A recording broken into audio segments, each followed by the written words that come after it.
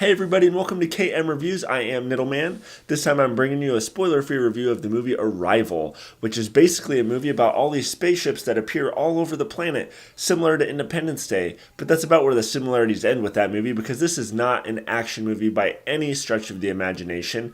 This movie is about communication. So Forrest Whitaker's character basically recruits Amy Adams, who is this college professor on linguistics and communication and languages and stuff like that, and she basically goes into the spaceship and tries to decode their language and their writing and trying to understand what it is that they want, why did they come here. And they're also doing similar things all over the world, and they're trying to put their information together and basically figure out what's going on. And I will say this is a very slow burning movie. This is not a fast-paced movie. This isn't a thriller. This isn't some big suspenseful thing. This is a thinking man's movie. It's a movie where they slowly build into things. There's not a bunch of gunfire. There's not a bunch of explosions. There's not aliens trying to take over the world. It's simply about communication. How we communicate with the aliens, how we communicate with each other. Again, communication. This movie has some terrific performances by Amy Adams and Jeremy Renner, and actually everybody involved. Acting is very well done.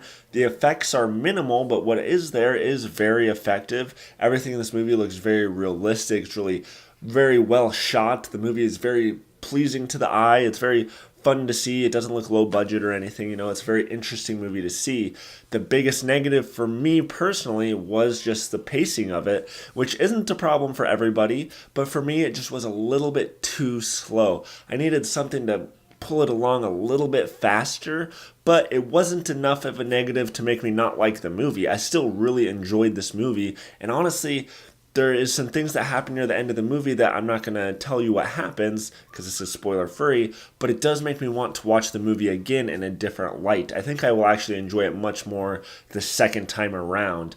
And the fact that it makes me want to watch this movie multiple times, well, I got to give this movie a friends with benefits.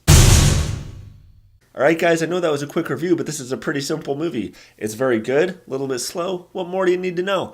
Let me know what you think of the movie in the comments below. Also remember you can follow me on Twitter, Facebook, Instagram, and pretty much everything at Niddleman. And if you want to get more reviews every single week, make sure you subscribe after this if you can handle it. Go.